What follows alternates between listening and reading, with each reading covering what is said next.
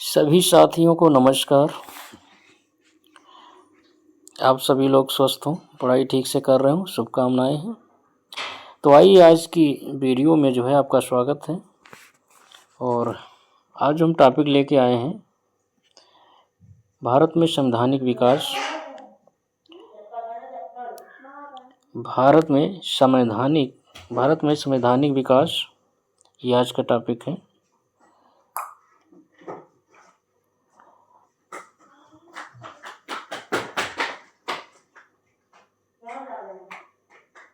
देखते हैं पहला क्वेश्चन।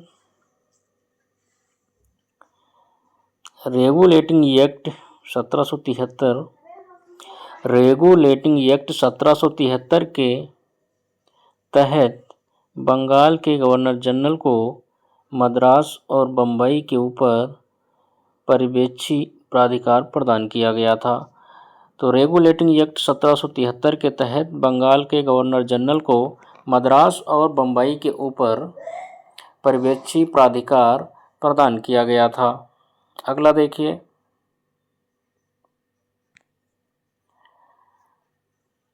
भारतीय तरीकों में सुधार हेतु कॉर्नवालिस द्वारा उठाए गए न्यायिक सुधारों की आलोचना जेम्स मिल द्वारा की गई है।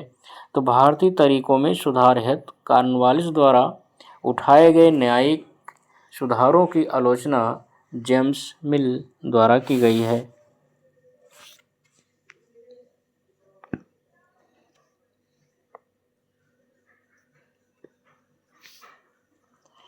कॉर्नवालिस ने जो है 1793 में अपने न्यायिक सुधारों को अंतिम रूप दिया था।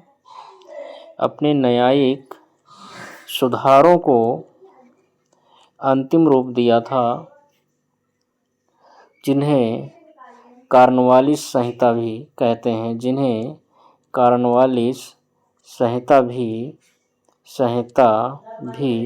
कहते हैं। कॉर्नवालिस का जो यह सुधार था, यह शक्तियों के पृथक्करण के सिद्धांत पर आधारित था। शक्तियों के पृथक्करण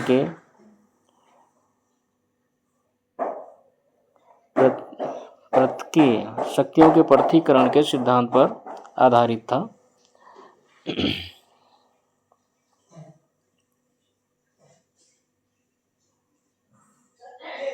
अगला देखिए,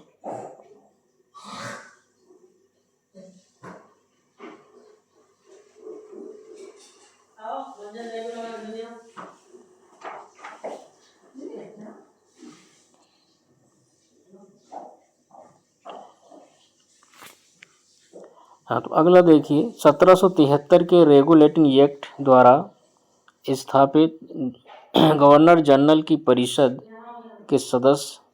तो 1773 के रेगुलेटिंग एक्ट के द्वारा स्थापित गवर्नर जनरल की परिषद के सदस्य जो है फिलिप फ्रांसिस थे, क्लेवरिंग थे, मॉनसन थे और वारवेल थे।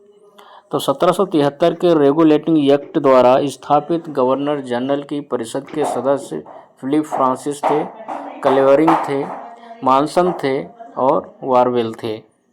ये सदस्य थे, इनको याद रखना है, 4 सदस्य थे। अगला देखिए, भारत में सुप्रीम कोर्ट की स्थापना 1774 में कोलकाता में हुई थी। तो भारत में सुप्रीम कोर्ट की स्थापना 1774 में कोलकाता में हुई थी और सर एलिजा इम्पे इसके मुख्य न्यायाधीश थे। तो भारत में सुप्रीम कोर्ट की स्थापना 1774 में कोलकाता में हुई थी और सर एलिजा इम्पे इसके मुख्य न्यायाधीश थे। और इसके अलावा इसके जो अन्य न्यायाधीश थे, तो अन्य न्यायाधीशों में जो है चैम्बर्स थे, इनको याद रखिएगा। चैम्बर्स थे, लिमेस्टर थे,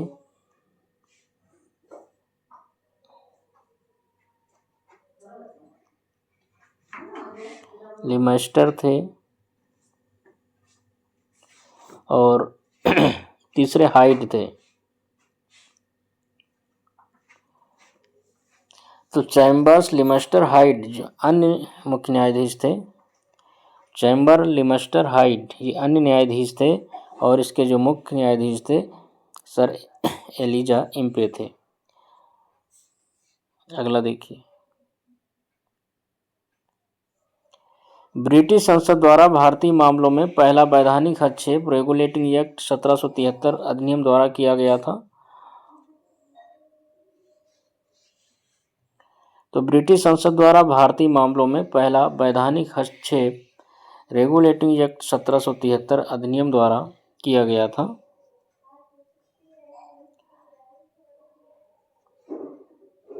पहला वैधानिक हस्तक्षेप है तो रेगुलेटिंग एक्ट अधिनियम 1773 है।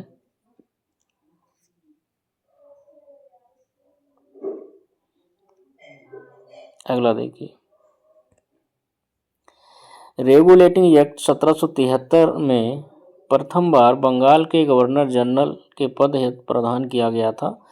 तो रेगुलेटिंग एक्ट या अधिनियम 1773 में प्रथम बार बंगाल के गवर्नर जनरल के पद हेतु प्रावधान किया गया था।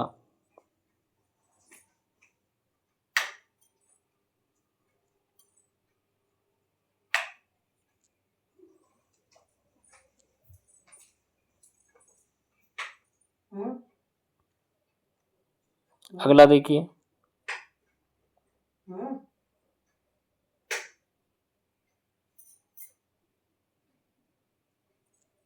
अरे यार और लाइट जलाओ ना।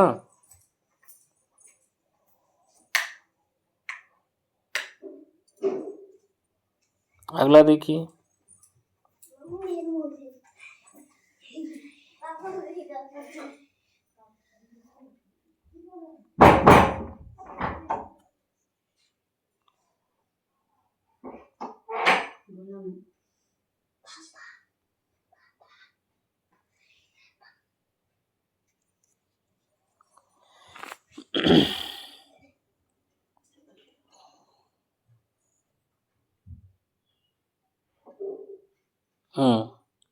तो हम लोग कहाँ थे?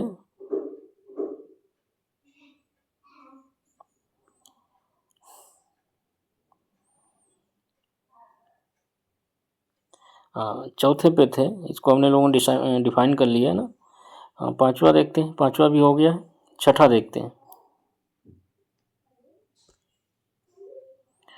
तो रेगुलेटिंग अधिनियम 1773 रेगुलेटिंग अधिनियम 1773 में प्रथम बार बंगाल के गवर्नर जनरल के पद हेतु प्रावधान किया गया था।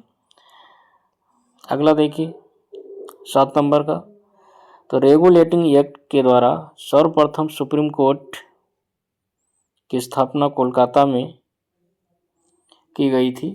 तो रेगुलेटिंग एक्ट के द्वारा सर्वप्रथम सुप्रीम कोर्ट की स्थापना कोलकाता में की गई थी। अगला देखिए,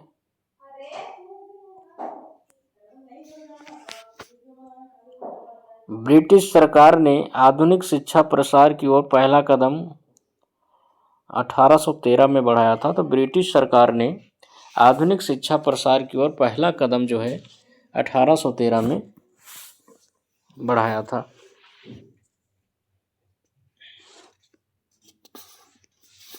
तो 1813 में जो सरकार ने क्या किया, 1813 के चार्टर एक्ट के द्वारा कंपनी का जो है कंपनी का एकाधिकार, कंपनी का जो भारतीय व्यापार पर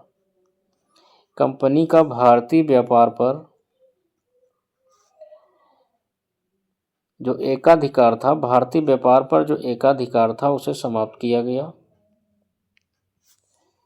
तो 1813 के चार्टर एक्ट के द्वारा कंपनी का भारतीय व्यापार पर एकाधिकार को समाप्त किया गया।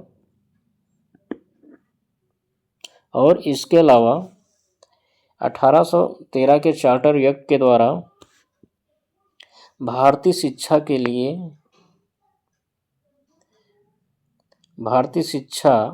लिए 1 लाख रुपये प्रति वर्ष 1 लाख रुपये प्रति वर्ष खर्च करने की व्यवस्था की गई थी। तो 1813 के चार्टर एक्ट को ब्रिटिश सरकार द्वारा आधुनिक शिक्षा के प्रसार का पहला कदम माना जाता है। अगला देखिए,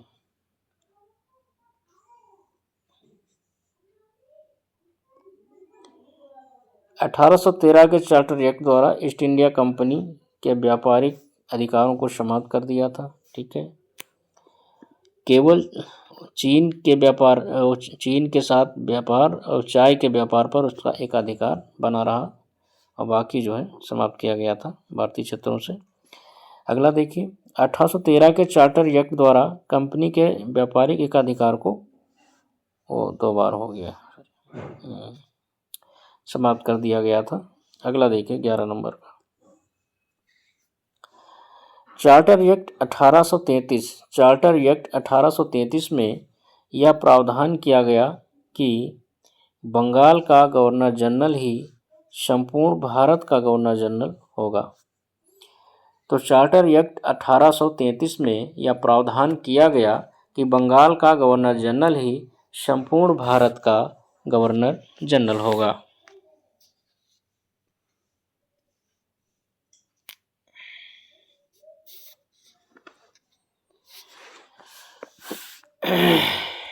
अगला देखिए,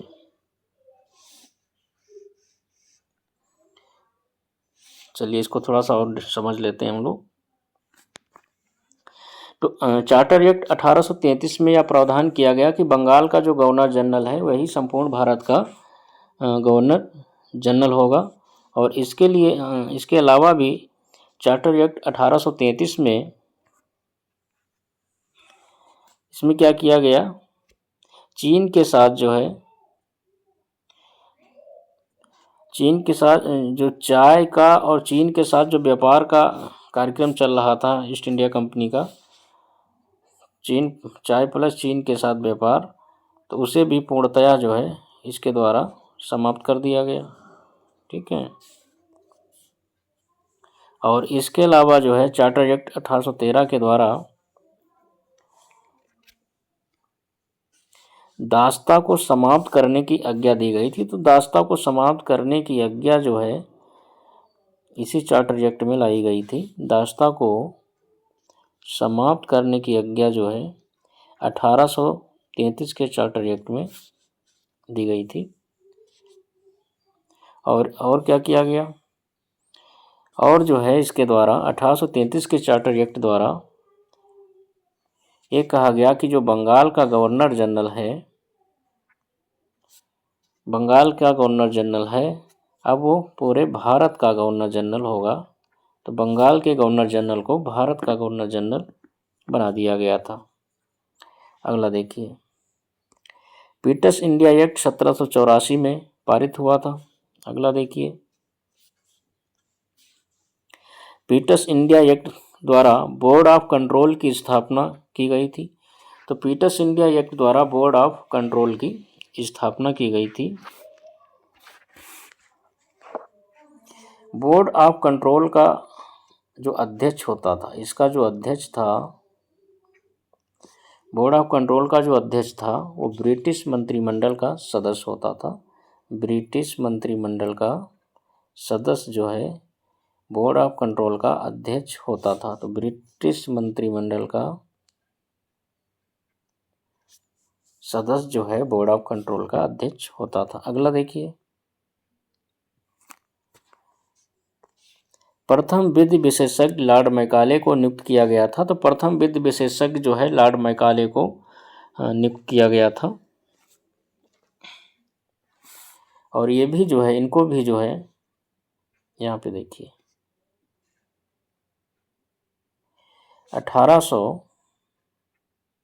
1833 के चार्टर एक्ट के द्वारा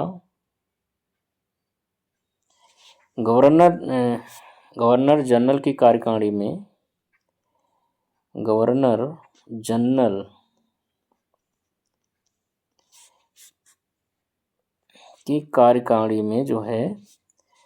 प्रथम वित्त विशेषज्ञ जो है लॉर्ड मैकाले को नियुक्त किया गया था। अगला देखिए,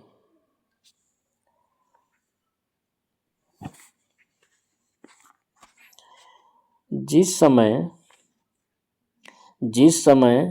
आईसीएस में भारतीयों की आयु 21 वर्ष से घटाकर 19 वर्ष की गई थी, उस समय लॉर्ड सेलिसबरी भारत के सेक्रेटरी ऑफ स्टेट थे। तो जिस समय आईसीएस में जो है भारतीयों की आयु 21 वर्ष से घटाकर 19 वर्ष की गई थी, तो उस समय लॉर्ड सेलिसबरी जो है भारत के सेक्रेटरी ऑफ स्टेट थे। लॉर्ड सेलिसबरी जो है भारत के सेक्रेटरी ऑफ स्टेट थे। इसमें भी जान लें तो 1833 का चार्टर एक्ट था, ये काफ़ी महत्वपूर्ण है। तो 1833 का जो चार्टर एक्ट था, इसके द्वारा सबसे पहले भारतीयों को सिविल सेवा में सम्मिलित होने की अनुमति दी गई थी। और इसके बाद जो है 1853 में जो है 1853 के चार्टर एक्ट द्वारा आईसीएस की भर्ती होने के लिए एक प्रतियोगी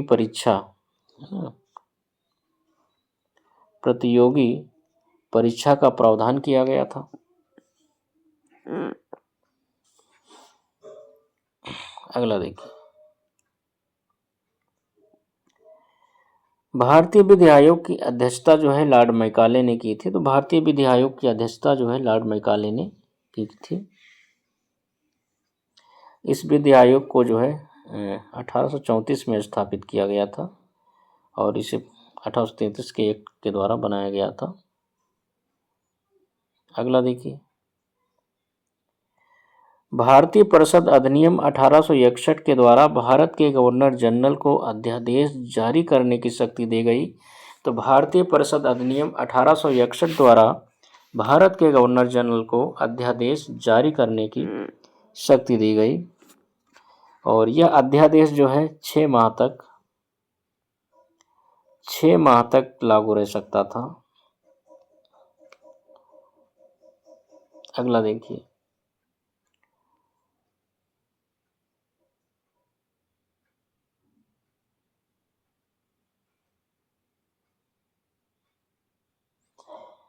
अठारह सौ तिरपन का चार्टर एक्ट अधिनियम 1853 का चार्टर अधिनियम जिसने न्यायालय के निदेशकों की संख्या जो है 24 से घटाकर 18 कर दी गई थी। तो 1853 के चार्टर अधिनियम द्वारा न्यायालय के निदेशकों की संख्या 24 से घटाकर 18 कर दी गई थी। अगला देखिए, 1858 में गवर्नर जनरल ने वायसराय की अतिरिक्त उपाधि प्राप्त की थी। तो 1858 में जो है गवर्नर जनरल ने वायसराय की अतिरिक्त उपाधि प्रदान की गई थी। वायसराय को अतिरिक्त उपाधि प्रदान की गई थी। तो 1858 का मामला यह था कि भारत सरकार अधिनियम 1858 के तहत जो है ब्रिटिश ईस्ट इंडिया कंपनी का शासन समाप्त कर शासन की जिम्मेदारी जो है 1858 के अधिनियम द्वारा शासन की जिम्मेदारी जो है ब्रिटिश क्राउन को दी गई थी। ब्रिटिश क्राउन को दी गई थी। कंपनी के शासन को समाप्त कर प्रशासन की जिम्मेदारी ब्रिटिश क्राउन को सौंपी गई और इसी के तहत जो है भारत का जो गवर्नर जनरल है उसे जो है भारत का वायसराय कहा जाने लगा था। तो 1858 के एक्ट के द्वारा जो है भारत के गवर्नर जनरल को भारत का वायसराय कहा जाने लगा था क्योंकि 1857 की क्रांति के बाद जो है 1858 में कंपनी के शासन को समाप्त घोषित किया गया था और शासन जो है ब्रिटिश क्राउन ने अपने हाथ में ले लिया था। अगला देखिए 20 नंबर का,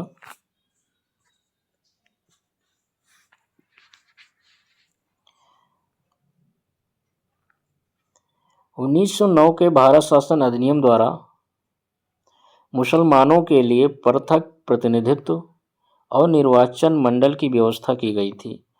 तो 1909 के भारत सरकार अधिनियम द्वारा मुसलमानों के लिए पृथक प्रतिनिधित्व और निर्वाचन मंडल की व्यवस्था की गई थी। 1900 इस अधिनियम को माले मिंटो अधिनियम भी कहते हैं, 1919 के अधिनियम को। अगला देखिए 1919 के एक्ट द्वारा प्रांतों में दैध शासन की व्यवस्था की गई थी। तो 1919 के एक्ट द्वारा या अधिनियम द्वारा प्रांतों में दैध शासन की व्यवस्था की गई थी। अगला देखिए दैध प्रशासन का जो जन्मदाता है, तो दैध प्रशासन का जन्मदाता लियोनेल कर्टियस था। दैध प्रशासन का जन्मदाता लियोनेल कर्टियस था। अगला देखिए 1919 के एक्ट द्वारा केंद्रीय स्तर पर पहली बार जो है द्विसदनात्मक विधानमंडल स्थापित की गई थी। तो 1919 के एक्ट द्वारा केंद्रीय स्तर पर पहली बार जो है द्विसदनात्मक विधानमंडल स्थापित की गई थी। अगला देखिए गवर्नमेंट ऑफ इंडिया एक्ट 1919 के द्वारा भारत में प्रथम बार लोक सेवा आयोग की स्थापना की गई थी। तो गवर्नमेंट ऑफ इंडिया एक्ट 1919 के द्वारा भारत में प्रथम बार लोक सेवा आयोग की स्थापना की गई थी। तो इसी अधिनियम द्वारा लोक सेवा आयोग की स्थापना 1921 में की गई थी। ठीक है, अगला देखिए भारत सरकार अधिनियम 1909 के द्वारा मुसलमानों के लिए पृथक प्रतिनिधित्व और निर्वाचन मंडल की व्यवस्था की गई थी। अगला देखिए भारत सरकार अधिनियम 1919 के द्वारा सिखों के लिए पृथक निर्वाचन मंडल की व्यवस्था की गई थी। अगला देखिए 1909 के एक्ट के द्वारा दो भारतीय के.जी. गुप्ता, सैयद हुसैन बिलग्रामी को इंग्लैंड स्थित भारत परिषद में नियुक्त किया गया था। तो 1909 एक्ट के द्वारा दो भारतीय के.जी. गुप्ता और सैयद हुसैन बिलग्रामी को इंग्लैंड स्थित भारत परिषद में नियुक्त किया गया था। अगला देखिए प्रांतीय स्वायत्तता 1935 में दी गई थी। तो प्रांतों को जो स्वायत्तता है 1935 के अधिनियम द्वारा दी गई थी। अगला देखिए 1935 के एक्ट द्वारा अखिल भारतीय संघ की स्थापना की गई थी। तो 1935 के एक्ट द्वारा अखिल भारतीय संघ की स्थापना की गई थी। अगला देखिए 1935 के एक्ट द्वारा बर्मा को जो है भारत से अलग कर दिया गया था। अगला देखिए 1935 के एक्ट में दिल्ली में एक केंद्रीय न्यायालय की स्थापना का उपबंध किया गया था। तो 1935 के एक्ट में दिल्ली में एक केंद्रीय न्यायालय की स्थापना का उपबंध किया गया था।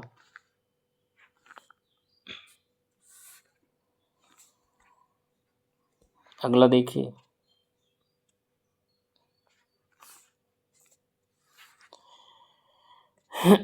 1935 के भारत सरकार अधिनियम द्वारा स्थापित संघीय न्यायालय के 1935 के भारत सरकार अधिनियम द्वारा स्थापित संघीय न्यायालय के मुख्य न्यायाधीश सर मॉरिस गवेयर थे। तो संघीय न्यायालय के प्रथम मुख्य न्यायाधीश सर मॉरिस गवेयर थे और यह न्यायालय दिल्ली में स्थापित किया गया था।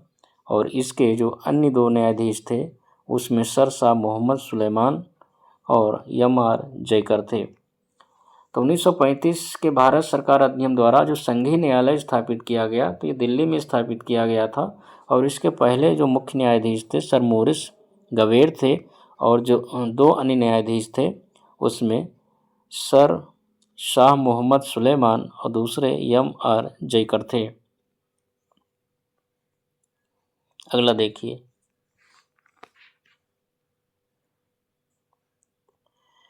1935 का भारत सरकार अधिनियम, जिसे जवाहरलाल नेहरू ने दास्ता का चार्टर कहा था, तो 1935 का भारत सरकार अधिनियम, जिसे जवाहरलाल नेहरू ने दास्ता का चार्टर कहा और इसे गुलामी का अधिकार या दास्ता आज्ञा पत्र भी कहकर आलोचना की थी। 1935 का जो अधिनियम था ये सबसे लंबा चौड़ा प्रलेख था। इसमें 14 भाग थे।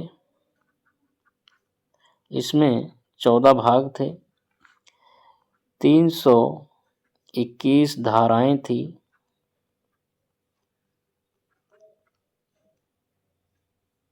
और इसमें जो है 10 अनुसूचियां थीं।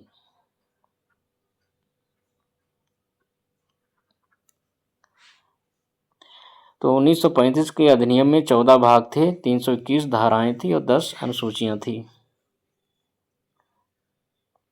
अगला देखिए, संविधान सभा की स्थापना कैबिनेट मिशन योजना द्वारा हुई थी। तो संविधान सभा की स्थापना कैबिनेट मिशन योजना द्वारा हुई थी।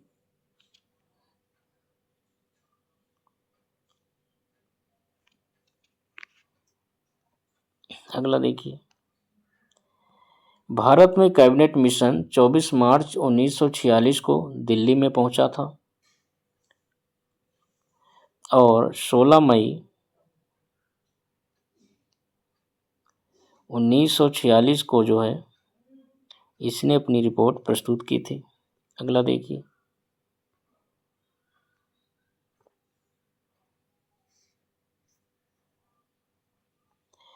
बंगाल विभाजन के बाद पूर्वी बंगाल का प्रथम गवर्नर ब्लॉमफील्ड फुलर था। तो बंगाल विभाजन के बाद जो है पूर्वी बंगाल का प्रथम गवर्नर ब्लॉमफील्ड फुलर बना था। अगला देखिए, वायसराय लॉर्ड वेलिंगटन द्वारा कांग्रेस को प्रतिबंधित कर दिया गया था। तो वायसराय लॉर्ड वेलिंगटन के द्वारा जो है कांग्रेस को प्रतिबंधित कर दिया गया था। तो किसके द्वारा प्रतिबंधित किया गया था? तो वायसराय लॉर्ड वेलिंगटन के द्वारा कांग्रेस को प्रतिबंधित किया गया था।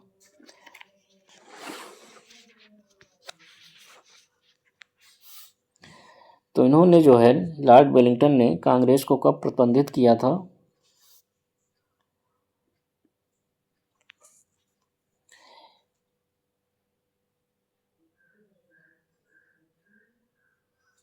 एक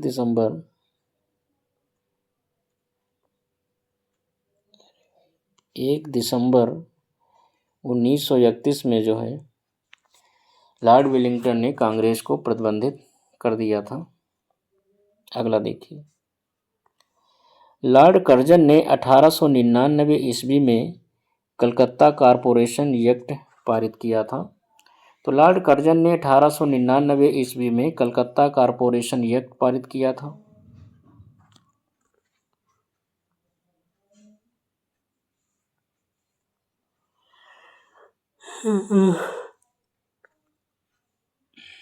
अगला देखिए, गवर्नर जनरल कैनिंग ने यह घोषित किया कि बहादुर शाह की मृत्यु के पश्चात मुगल राजा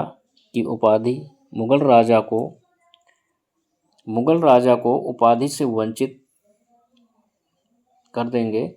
मतलब गवर्नर जनरल कैनिंग ने यह घोषित की थी कि घोषणा किया था कि बहादुर शाह की मृत्यु के पश्चात जो है मुगल जो राजा हैं उन्हें उपाधि से वंचित कर दिया जाएगा, जैसे कि वो अपने को मुगल सम्राट कहते थे। तो इस प्रकार के वो सम्राट नहीं कहे जाएंगे, ठीक है, उन्हें उनकी उपाधि से वंचित कर दिया जाएगा, ये कहा था लॉर्ड कैनिंग ने। अगला देखिए, लॉर्ड डलहौजी ने घोषणा की थी कि बहादुर शाह के उत्तराधिकारी को ऐतिहासिक लाल किला छोड़कर दिल्ली के बाहर कुतुब मीनार के एक बहुत छोटे निवास स्थान में रहना होगा।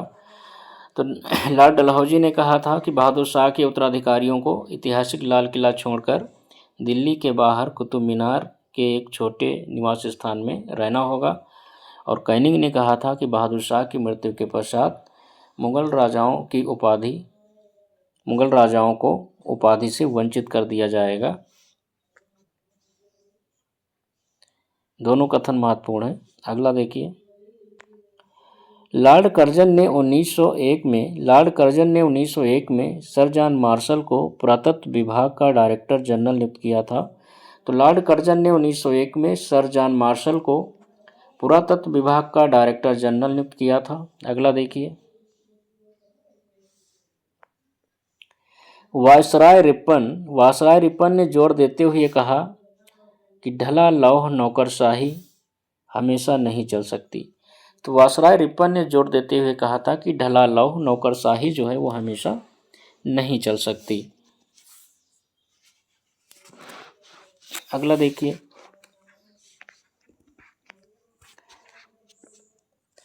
रिपन जो है रिपन के विषय में थोड़ा सा एक लाइन समझ लेते हैं।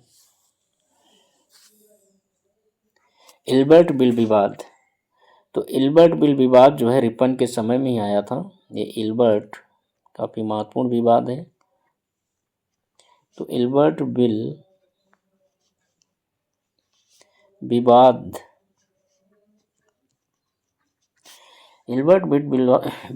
जो है ये 1884 में आया था और ये काफ़ी विवादित था। और इस इल्बर्ट बिल विवाद की वजह से जो है रिपन जो है अपना त्यागपत्र देकर ब्रिटेन वापस चले जाते हैं। तो इल्बर्ट बिल विवाद जो है 1884 रिपन के समय में आया था और इस विवाद की वजह से जो है रिपन ने त्यागपत्र देकर ब्रिटेन वापस चले गए थे। तो ये भी जो है याद रखना है। अगला देखिए 43 नंबर का, लॉर्ड बेल्जली ने भारत में बैप्टिस्ट मिशनरियों की गतिविधियों को विनाशक माना था। तो लॉर्ड बेल्जली ने भारत में जो बैप्टिस्ट मिशनरी थे जो अपना ईसाई धर्म का प्रचार प्रसार कर रहे थे तो उनकी गतिविधियों को जो है विनाशक माना।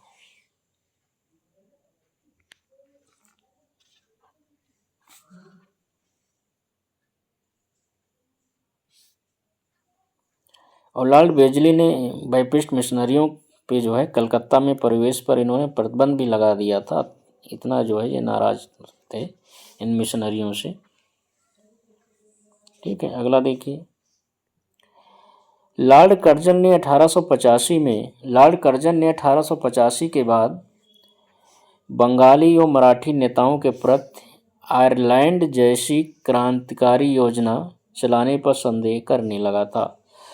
तो लॉर्ड कर्जन जो है 1885 के बाद बंगाली और मराठी नेताओं के प्रति जो है आयरलैंड जैसी क्रांतिकारी योजना चलाने पर संदेह करने लगा था।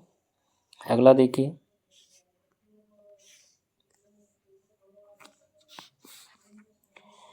लॉर्ड मियो को भारतीय कृषि विभाग के पिता के रूप में देखा जाता है।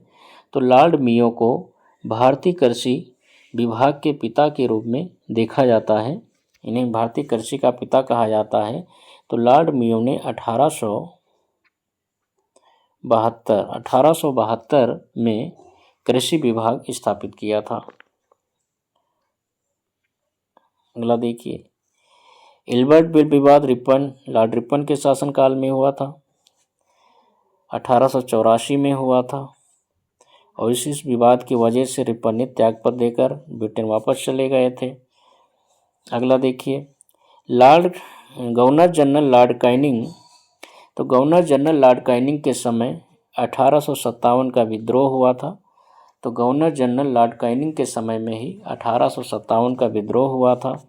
काफ़ी महत्वपूर्ण विद्रोह हुआ था और इस विद्रोह के बाद 1858 में एक अधिनियम आता है, 1858 अधिनियम लाया जाता है और इस अधिनियम के द्वारा कंपनी का अधिकार जो है भारत में समाप्त कर दिया जाता है और यहाँ के जो प्रशासन को जो है ब्रिटिश क्राउन को सौंप दिया जाता है। ठीक है,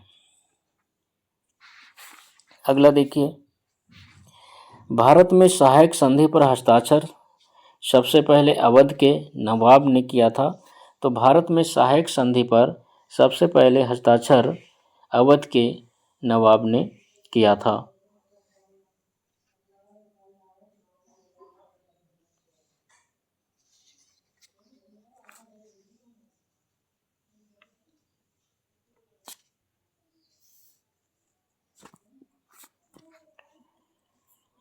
तो भारत में सहायक संधि पर हस्ताक्षर अवध के नवाब ने किया था। अगला देखिए, सहायक संधि को स्वीकार करने वाला प्रथम राज्य अवध था। अगला देखिए, ईस्ट इंडिया कंपनी ने वारेन हेस्टिंग्स को भारत पहला गवर्नर जनरल बनाया था। तो ईस्ट इंडिया कंपनी ने वारेन हेस्टिंग्स को पहला गवर्नर जनरल बनाया था। अगला देखिए, बंगाल का प्रथम गवर्नर जनरल वारेन हेस्टिंग्स बना था। अगला देखिए, भारत का प्रथम गवर्नर जनरल विलियम बेंटिंक बना था। तो भारत का प्रथम गवर्नर जनरल विलियम बेंटिंक बना था।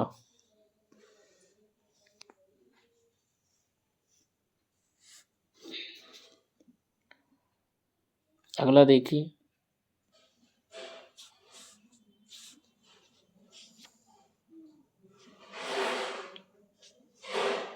आधुनिक भारतीय न्याय व्यवस्था का जन्मदाता लॉर्ड कॉर्नवालिस को कहा जाता है। तो आधुनिक भारतीय न्याय व्यवस्था का जन्मदाता लॉर्ड कॉर्नवालिस को कहा जाता है।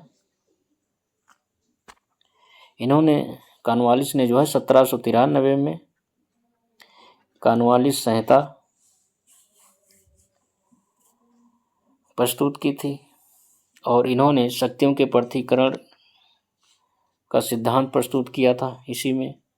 और इन्होंने जो है प्रशासनिक और न्यायिक कार्यों को अलग अलग कर दिया था।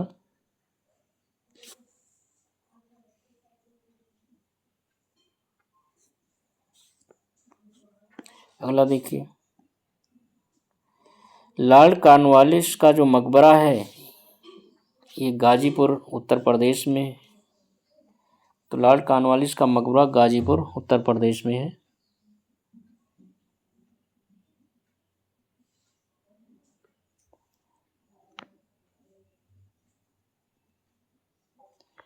अगला देखिए, भारत में सिविल सर्विसेज का पिता भी लॉर्ड कॉर्नवालिस को कहा जाता है। तो भारत में सिविल सर्विसेज का पिता भी लॉर्ड कॉर्नवालिस को कहा जाता है। अगला देखिए, कंपनी के अधिकारियों की भ्रष्टता तथा घूसखोरी के कारण निजी व्यापार तथा उपहार लेना बंद कर दिया। उन्हें एक विशेष अनुबंध पर हस्ताक्षर करने को लॉर्ड कॉर्नवालिस ने बाध्य किया था।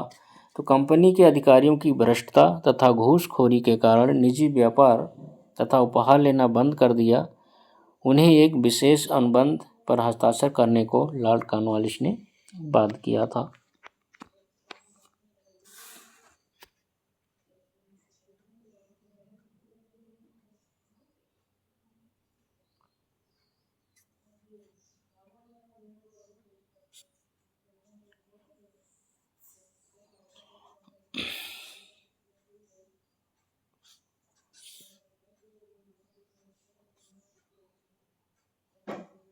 अगला देखिए,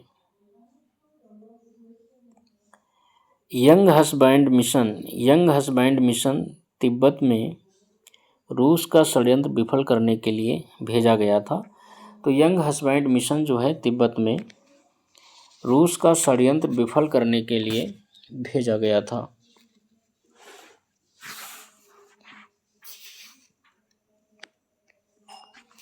और ये यंग हस्बैंड मिशन जो है ये 1904 में भेजा गया था। 1904 में भेजा गया था। लॉर्ड कर्जन के द्वारा इसे भेजा गया था।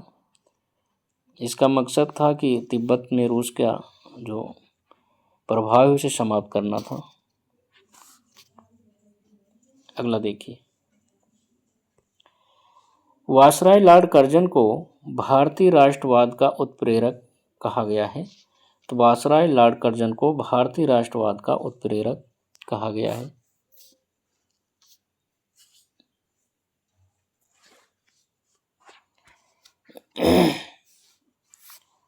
अगला देखिए,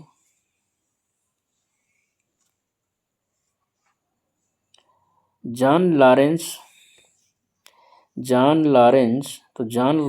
को जो है चतुराईपूर्ण निष्क्रियता की नीति या कुशल आक्रामकता की नीति के साथ जोड़ा जाता है, और यह नीति जो है आगल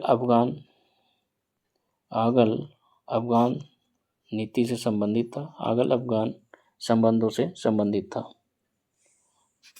ठीक है।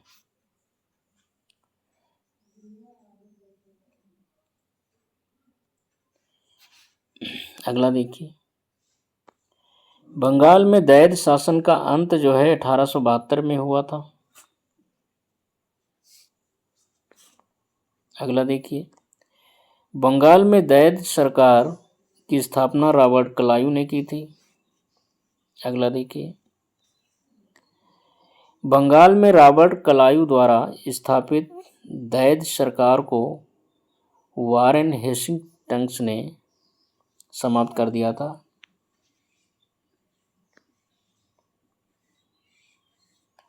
तो बंगाल में रॉबर्ट क्लाइव द्वारा स्थापित दैद सरकार को वारेन हेस्टिंग्स ने समाप्त कर दिया था। अगला देखिए,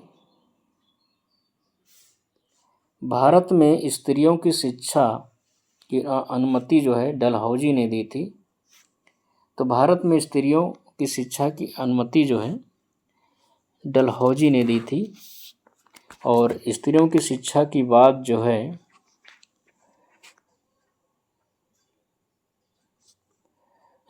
जो वुड डिस्पैच आया डलहौजी के समय में, वुड का डिस्पैच जो शिक्षा से संबंधित था, या वुड का घोषणा पत्र, तो इसमें जो है स्त्रियों की शिक्षा की बात की गई थी।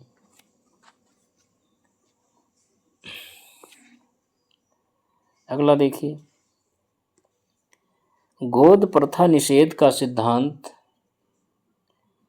सिर्फ हिंदू राज्यों पर लागू किया गया था। तो गोद प्रथा निषेध का सिद्धांत जो है सिर्फ हिंदू राज्यों पर लागू किया गया था।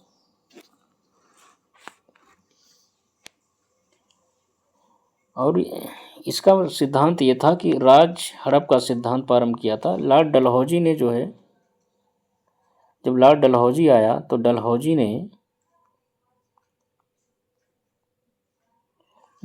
ने राज हड़प का सिद्धांत शुरू किया, और जब राज हड़प का सिद्धांत शुरू किया तो इसके तहत जो है गोद प्रथा निषेध का सिद्धांत भी समाप्त किया, जिससे जो भी हिंदू राजा हैं वो अपना जो है बच्चों को गोद न ले सकें, अपना उत्तराधिकारी न बना सकें। जब उनका कोई उत्तराधिकारी नहीं होगा तो फिर उनके राज को हम क्या करेंगे, हड़प लेंगे। तो इस प्रकार की नीति जो है लॉर्ड डलहौजी ने शुरू की थी। अगला देखिए, गवर्नर जनरल लॉर्ड कर्जन के काल में प्राचीन इमारत संरक्षण एक्ट लागू हुआ था। तो गवर्नर जनरल लॉर्ड कर्जन के काल में प्राचीन इमारत संरक्षण अधिनियम लागू हुआ था। अगला देखिए,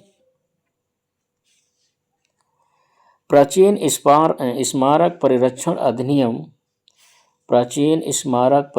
अधिनियम वासराय लॉर्ड कर्जन के काल में पारित हुआ था। अगला देखिए, पिंडारियों को सुनहला झंडा मल्हार राव होलकर ने प्रदान किया था। तो पिंडारियों को सुनहला झंडा मल्हार राव होलकर ने प्रदान किया था। अगला देखिए, पिंडारियों का दमन लॉर्ड हेस्टिंग्स ने किया था। तो पिंडारियों का दमन लॉर्ड हेस्टिंग्स के काल में हुआ था।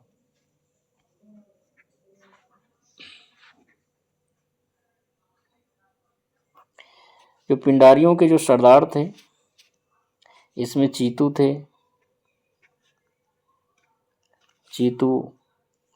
वासिल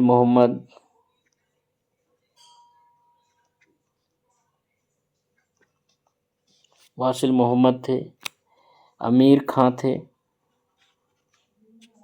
करीम खां थे। ये पिंडारियों के नेता थे।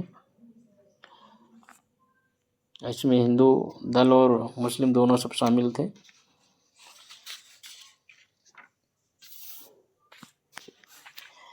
तो लॉर्ड हेस्टिंग्स ने जो है 1818 तक जो है पिंडारियों को का समाप्त कर दिया था।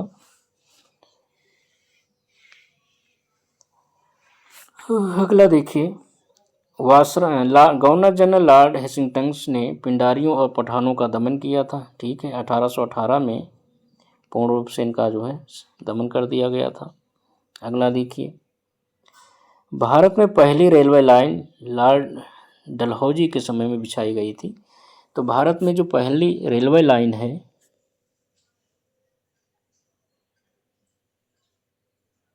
भारत में पहली रेलवे लाइन जो है डलहौजी के समय में बिछाई गई थी। तो पहली रेलवे लाइन 1853 में बिछाई गई थी और यह जो है बम्बई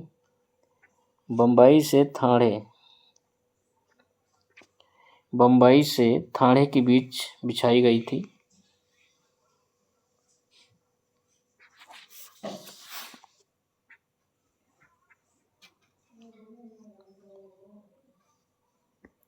अगला देखिए,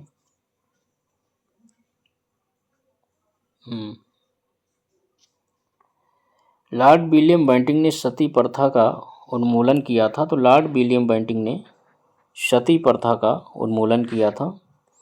तो सती प्रथा का उन्मूलन कब किया गया था? 1829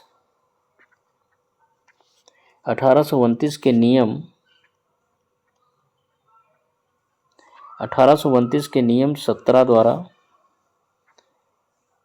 विधवाओं को जलाना अवैध घोषित कर दिया गया था और 1830 में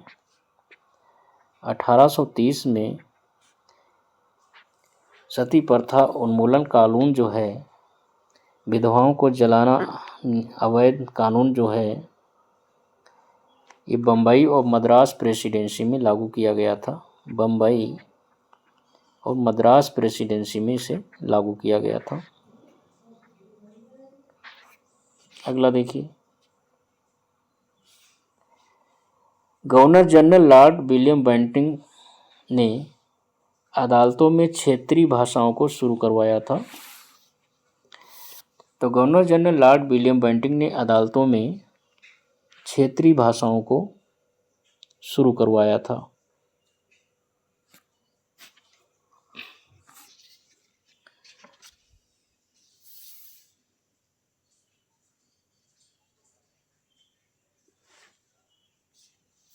अगला देखिए,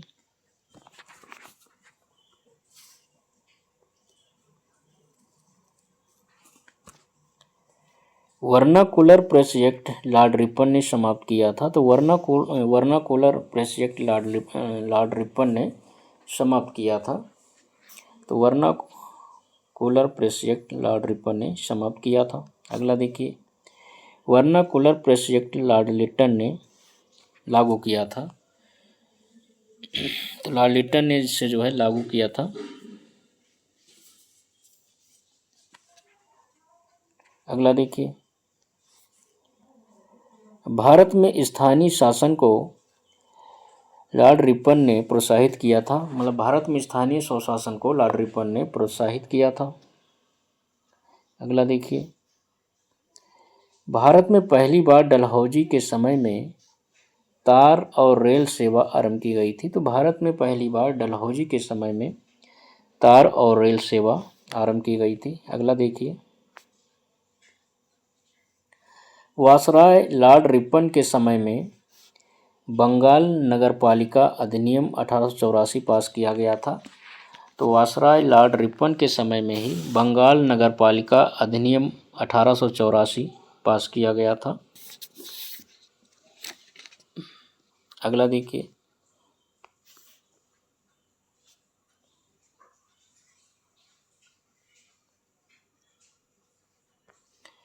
ब्रिटिश शासन में ब्रिटेन के केवल एक ही राजा ने भारत की यात्रा की एवं अपना एक भव्य दरबार लगाया। वह राजा जॉर्ज पंचम था। तो उस समय वायसराय लॉर्ड हार्डिंग थे। 1911 की बात है, जब जॉर्ज पंचम और महारानी मेरी भारत आए थे। दिल्ली में एक भव्य दरबार का आयोजन किया गया था। दिल्ली में जो है भव्य दरबार का आयोजन किया गया था, जिसे तीसरा दिल्ली दरबार का कहा जाता है। और इसी समय जो है बंगाल विभाजन को रद्द किया गया था और राजधानी जो है कलकत्ता से दिल्ली स्थानांतरित की गई थी। अगला देखिए, लॉर्ड माउंटबेटन को स्वतंत्र भारत का प्रथम गवर्नर जनरल बनाया गया था। तो लॉर्ड माउंटबेटन को स्वतंत्र भारत का प्रथम गवर्नर जनरल बनाया गया था। अगला देखिए, स्वतंत्र भारत का प्रथम भारतीय गवर्नर जनरल सिराज गोपालाचारी थे। तो स्वतंत्र भारत के प्रथम भारतीय गवर्नर जनरल सिराज गोपालाचारी थे और ये भारत के अंतिम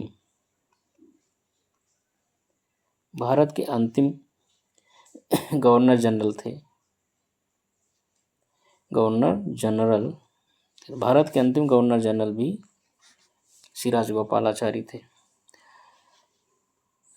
तो हम लोगों ने संवैधानिक विकास और गवर्नर जनरलों से संबंधित जो है संवैधानिक विकास और गवर्नर जनरलों से संबंधित 80 प्रश्नों को कर लिया है। सारे प्रश्न बहुत महत्वपूर्ण हैं, आपके एग्जाम में आने वाले हैं, इससे बाहर क्वेश्चन नहीं जाएगा।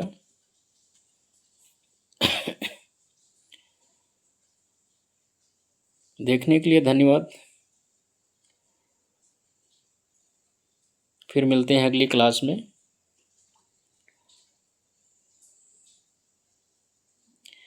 और मेरे चैनल को जो है अधिक से अधिक सब्सक्राइब करवाइए, बस यही आपसे हमारी उम्मीद है। मिलते हैं अगली क्लास में।